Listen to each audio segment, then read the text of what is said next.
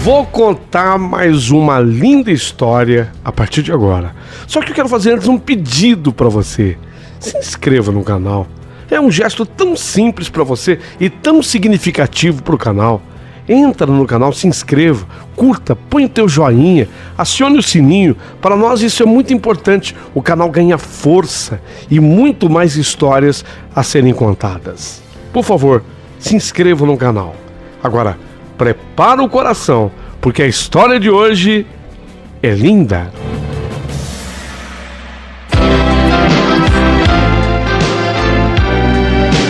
Rádio Emoção. Paulinho Boa Pessoa. A verdade de cada um.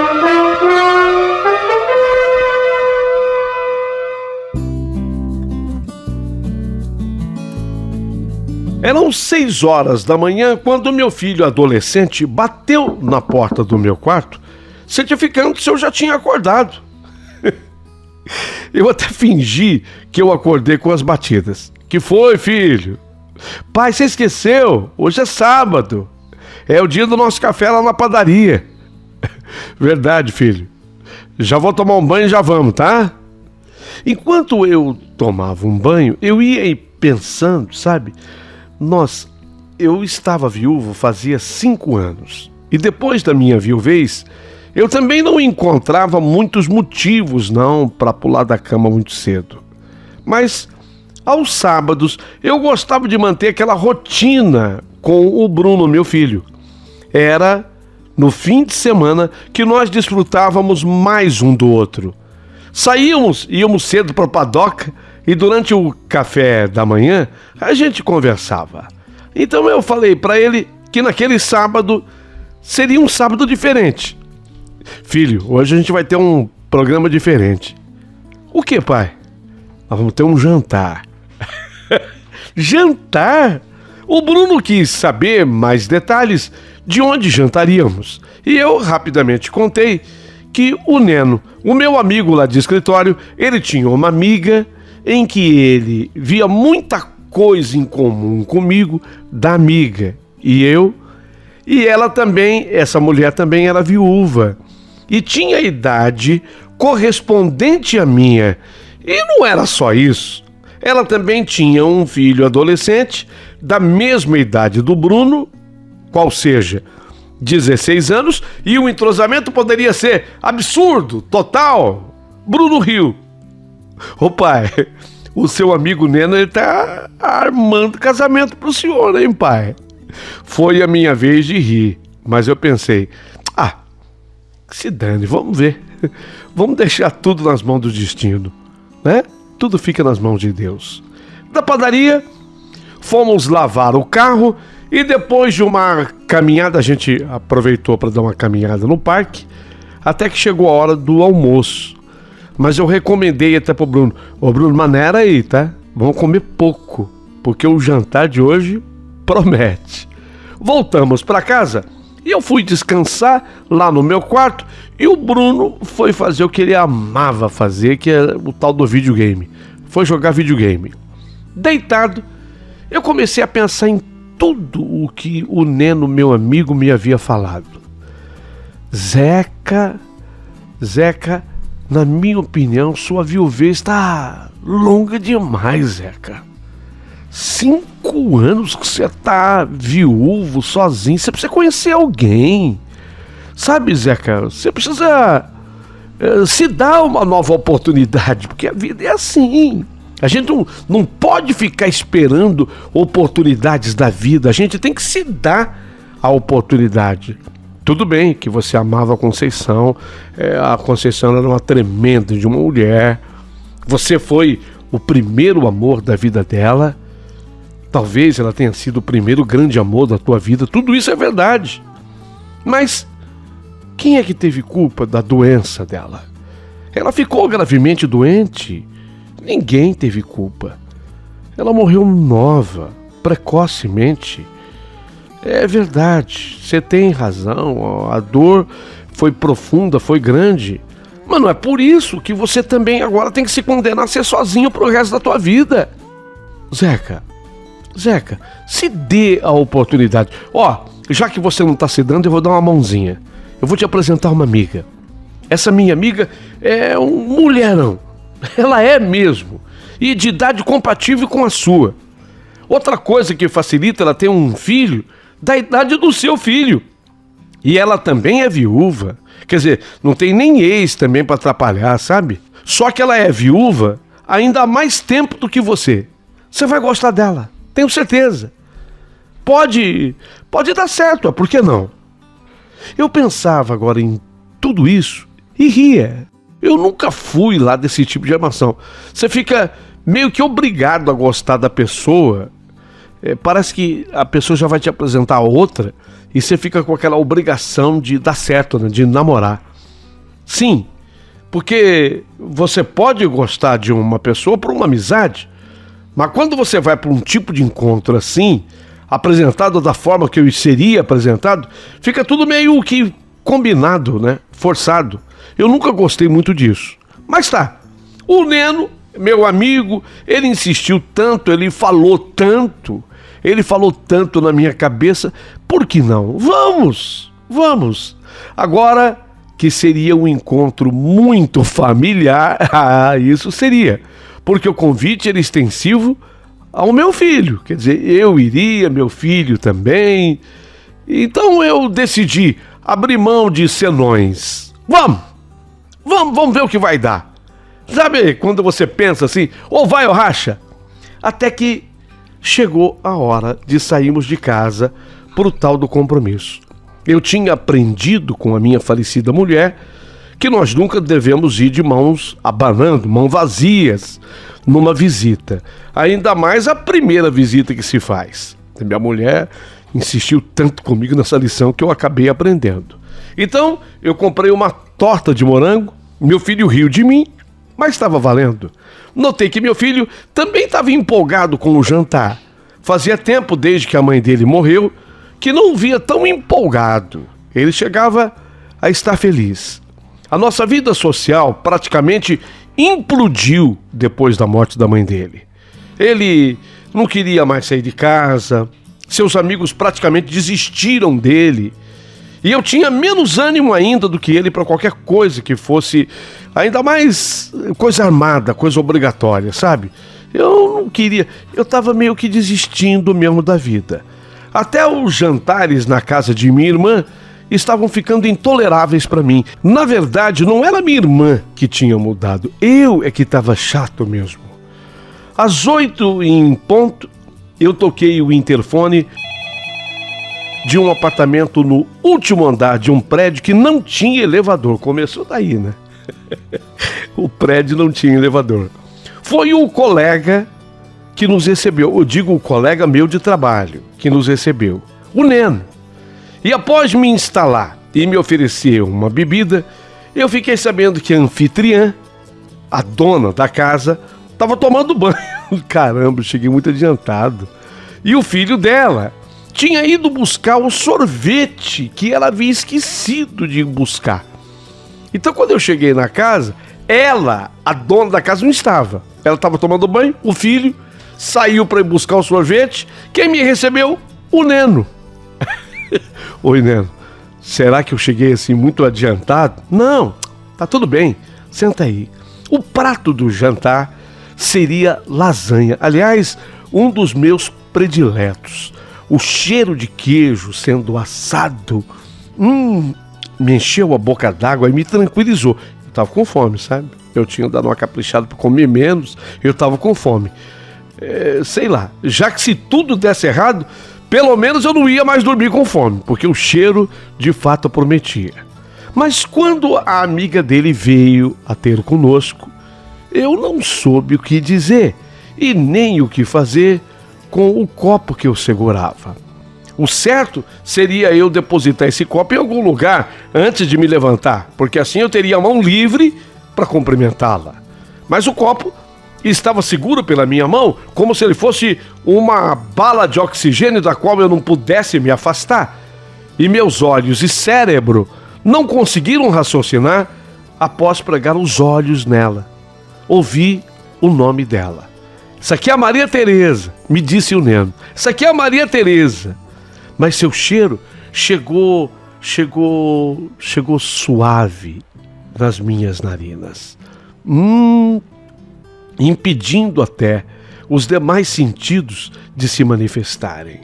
Meu cérebro me avisou que desde minha viuvez, há 5 anos, eu não tivera nenhuma mulher em meus braços. Mas o aviso dele, meu cérebro, não foi delicado assim. Eu tive que me remexer para distrair o meu corpo da informação. Vocês estão me entendendo, né? Eu tive que dar uma remexida assim para distrair o meu corpo daquela informação. Eu já havia me esquecido que eu ainda sou jovem, saudável, apesar de viúvo, jovem, saudável. Os hormônios ainda funcionam. Descobri subitamente que meus hormônios estavam a todo vapor. Meu corpo é que não estava assim sentindo os efeitos dele, mas eles estavam legais. E não foi somente pelo fato de ela ser bonita. A tal da Maria Tereza era bonita, porque eu já tinha sido apresentado a outras mulheres até mais belas do que a Maria Tereza. Isso também é verdade. Mas a Maria Tereza, ela me sorriu gostoso, sabe? Ela me sorriu com uma intimidade reconfortante, não invasiva como as demais. Uma intimidade reconfortante. Eu acho que escolhi a palavra correta. E não conseguia mais tirar os olhos do sorriso dela. E o pior, eu senti o efeito do sorriso dela em mim. Eu me senti acariciado, reconfortado, seguro. E depois eu fiquei com medo. Só para esclarecer, meu amigo, o Neno, ele era negro, ele é negro, Neno. E sem preconceito, mas quando alguém de uma raça diferente da sua fala em te apresentar um amigo dele, você logo imagina que é um igual a ele e não igual a você. E o que eu tinha na minha frente era uma mulher jovem. Ela devia ter uns 36 anos. Até depois eu fiquei sabendo exatamente a idade dela correta. 36 anos, louríssima, cabelos longos e olhos que não eram castanhos e que provavelmente aquela mulher tinha o sorriso mais espontâneo do mundo. Sorriso bárbaro, lindo. Ela entendeu o meu embaraço e, para o meu desconforto, pediu que eu ficasse. Fica à vontade. Quando a pessoa fala assim com você, né? É óbvio que você não está à vontade, né? É lógico, a pessoa percebe o seu mal-estar e etc. Então, quando ela enxerga isso em você, a primeira coisa que ela fala, quando é educada, e a Maria Tereza o era, ela diz para você, fica à vontade. Fica à vontade que eu vou pegar um refrigerante para ela e para o meu filho, já que ela não iria nos acompanhar no vinho que estávamos tomando. Da cozinha, justificou. Eu também gostei do jeito espontâneo dela expor os seus pensamentos. Se tendo pleno controle sobre o meu cérebro, eu já falo um monte de besteira. Se eu tomar uma taça de vinho, então, nem queira estar por perto, viu? Porque aí é que vai sair bobagem pra caramba. Eu ri da situação. Eu gostei dela, sabe? De cara, eu gostei dela. Depois das risadas, voltamos ao que eu vou chamar de vida normal. E dei uma pensada assim rápida na minha vida. Sabe quando você tem aquele pensamento relâmpago, mas que passa aquele filminho na tua cabeça editado, né? Tem que ser aquele filminho editado e bem acelerado. Puxa vida, faz 20 anos. A última vez que eu fui cortejado por uma mulher, né? Eu já tinha esquecido como era. A última vez que eu fui cortejado por alguém. Quer dizer, minto.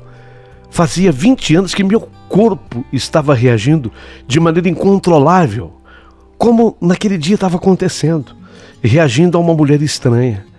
A minha mulher, a falecida, conhecia todas as minhas intimidades, e isso era muito bom. Foi com ela. A última vez que há mais de 20 anos que meu corpo reagiu de maneira espontânea daquele jeito. E com a Maria Teresa estava acontecendo tudo de novo. Mas quando ela voltou, se sentou ao lado do meu garoto e travou uma animada conversa com ele. Quantos anos, onde ele estudava, que série cursava, se ele tinha muitos amigos, onde eles se divertiam, se ele frequentava algum clube com piscina, aquele tipo de entrevista que normalmente mulher faz, né, com um jovem adolescente como meu filho. E eu o olhei preocupado, ou talvez até estivesse até enciumado, porque também não me lembro de uma mulher solteira me ignorar tão facilmente. Não gostei. Parecia que ela estava mais interessada no meu menino do que em mim. Ciúme bobo. Tentei sondar as reações do meu filho ao bombardeio maternal, porque eram perguntas que ela fazia muito mais parecida com uma mãe perguntando do que com qualquer outro tipo de interesse. E ele respondia com tanta naturalidade que eu me pus a ouvi-los. Mas a fala dele me assustou, embora eu já soubesse do que ele falava. Talvez eu não tenha gostado de vê-lo expondo isso a uma estranha, porque eu senti que eu estava falhando com ele. Na verdade, eu não ando saindo muito, sabe, Maria Teresa? Meu pai, ô pai, perdão, tá? Mas vou falar pra ela. Fala. Meu pai tá parecendo velho, meu pai tá muito desanimado. Eu sei lá se eu puxei pro meu pai. Eu acho que eu tô gostando também de ficar em casa. Tô aprendendo com meu pai. Foi quando a Maria Teresa riu e brincou. O seu pai, ele já tá aí mesmo com mania de velho. Mas Bruno, calma. A coisa vai melhorar pro seu lado. Já já o meu filho chega com um bendito sorvete que eu esqueci de buscar. E ele, meu filho, tem a sua idade. Eu tenho certeza que você vai adorar meu filho, ele vai adorar você. Vocês vão se gostar muito, você vai ver. Ela ganhou a minha gratidão. Afinal, tratou bem o meu filho, tratou ele com tanta simpatia. Você sabe como é que é, né? Quando adoçam o teu filho, estão adoçando você. Maria Teresa, além de ser bonita, e ela era também extremamente fina, educada, espontânea. Outra coisa importante, a Maria Teresa, ela olhava fixamente para o meu filho. E meu filho estava muito carente. E eu observava essa lacuna. E eu não fazia ideia de como preenchê-la. E ela, a Maria Teresa, fazia isso com naturalidade. Conversando com ele, mas atenta às respostas dele. Dando importância às coisas que ele falava.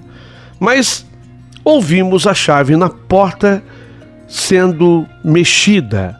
E logo 2 pessoas entraram com uma sacola de supermercado na mão. Uma negra, bonita, de nome Clarice. A mulher do Neno. Linda ela. E um rapaz muito alto, de olhos azuis, e se apresentou como sendo André, o filho da Maria Teresa. E foi o filho dela, o André, quem cumprimentou meu filho de maneira calorosa e disparou a falar: "Ei, cara, você deve ser o Bruno, o filho do José Carlos, que trabalha com o tio Neno na empresa. E você também, você não tem mãe, né? É isso? Porque bem-vindo ao clube, viu, Bruno? Você não tem mãe e eu não tenho pai. Somos iguais. Bem-vindo ao clube. Agora que você já conheceu a minha mãe, se quiser, eu posso te emprestar a minha mãe para umas reuniões na escola. Aí ela vai te fazer pagar um montão de mico. E se você puder, me empresta o seu pai. Eu vou ficar muito agradecido. Fazemos essa troca. Eu te empresto a mãe e você me empresta o seu pai. De vez em quando, vão precisar chamar um responsável e eu gostaria muito de não precisar chamar minha mãe. Não que ela não seja responsável, mas é que ela é excessivamente responsável e tem o poder de complicar as coisas simples. Se é que você me entende, né, Bruno? O tal do André, além de muito bonito, ele Ele era também extremamente simpático e espontâneo. Assim, era o filho da Maria Teresa, o André. E, ao mesmo tempo, ele era engraçado também. Mas era nítido e notório pelo seu jeito de falar, pelos seus trejeitos, os trejeitos afeminados, que ele era gay. O André era gay. O menino era gay. Eu não sei se eu fiquei com pena do meu filho. Na verdade, eu tive muita dificuldade de entender o que ele, meu filho, expressava. Bruno me parecia encantado com o garoto, igual eu havia ficado encantado com a mãe dele. E, puxa, como eles falavam. Mas o garoto mal terminou de falar e já estava indo em direção à cozinha para guardar o sorvete que estava derretendo. Depois sumiu em direção ao quarto. Sumiu. O tal do preconceito deu a sua primeira manifestação dentro de mim. Meu Deus, o rapaz é gay. E se... Bem, ele e meu filho, sabe, começou a passar pela minha cabeça. O rapaz é gay. Eles têm a mesma idade, ele e meu filho. E se o meu filho e ele... não é bom nem pensar. Não é bom nem pensar uma coisa dessas. Era o preconceito que já estava gritando dentro de mim. Era isso. O preconceito já se manifestando dentro de mim. E se o meu filho se interessar por ele? E se ele se interessar pelo meu filho? André finalmente voltou do quarto e quando ele voltou se sentou perto da mãe dele. E como ficou muito calado, com uma cara estranha, a mãe dele também parou de falar. Quando ela perguntou se havia algum problema com o André, ele, do seu jeito espontâneo, respondeu: não, nada. Eu fui guardar uma coisa na gaveta de calcinha da senhora e eu vi uma sacola da loja de cueca que a senhora falou que não tinha ido.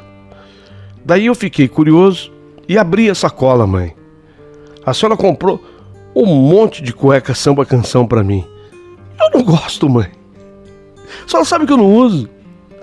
A senhora sabe que eu não uso. E a senhora insiste. Todos nós vimos, a partir dali, uma mãe muito desconcertada diante de uma colocação feita por um filho.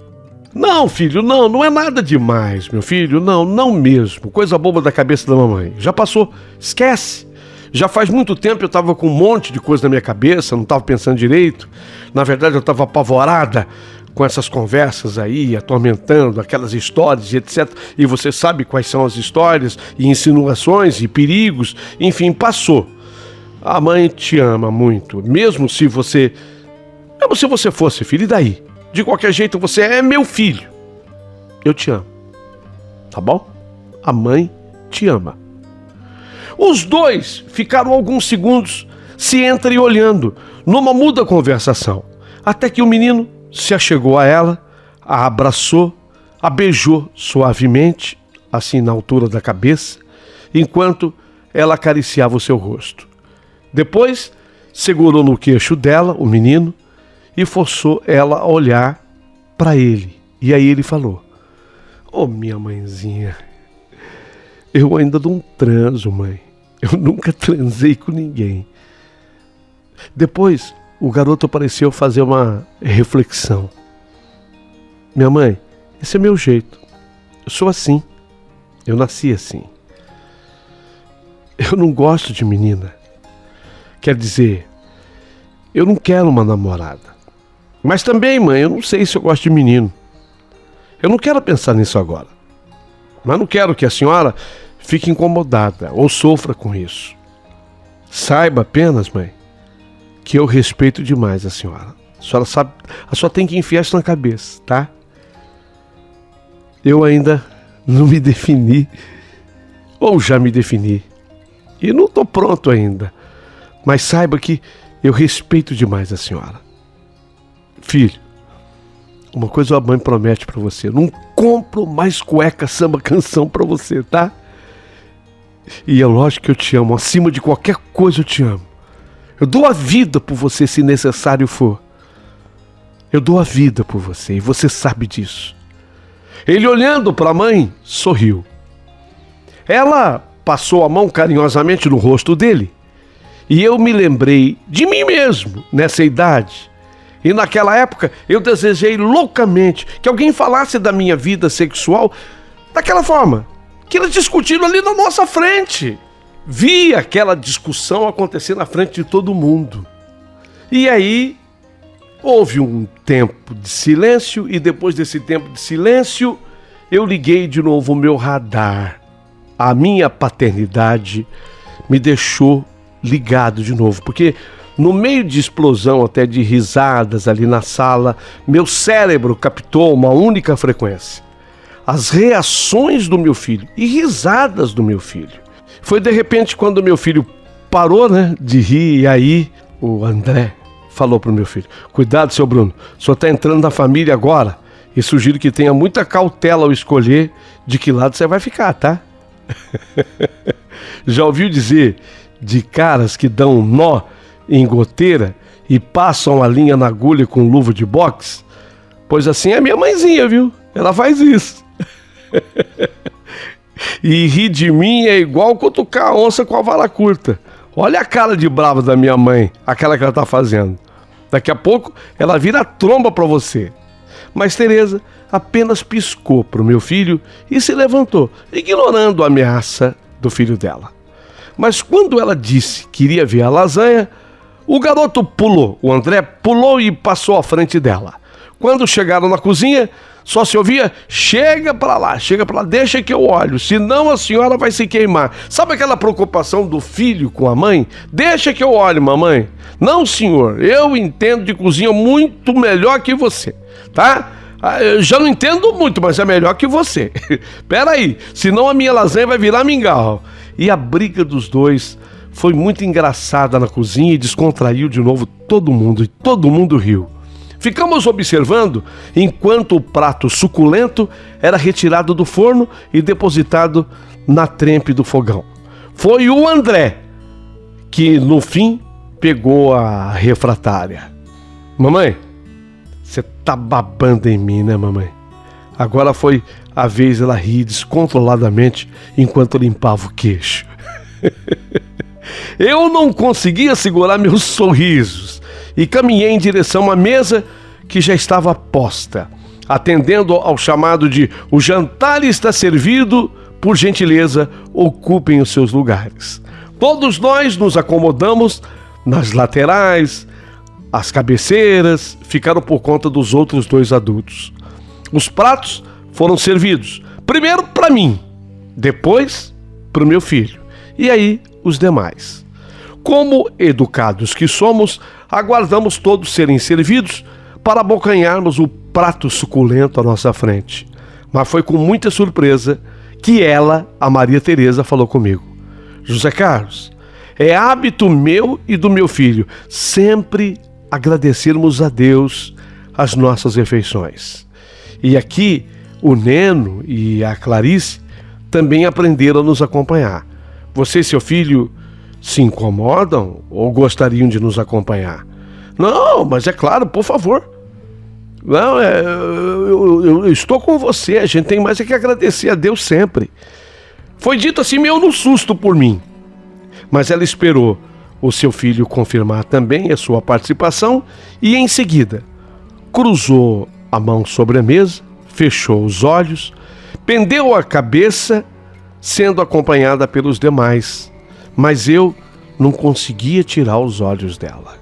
Disse ela: Senhor Jesus, reunidos aqui para apreciar o delicioso jantar que a Dona Aurora preparou para a gente.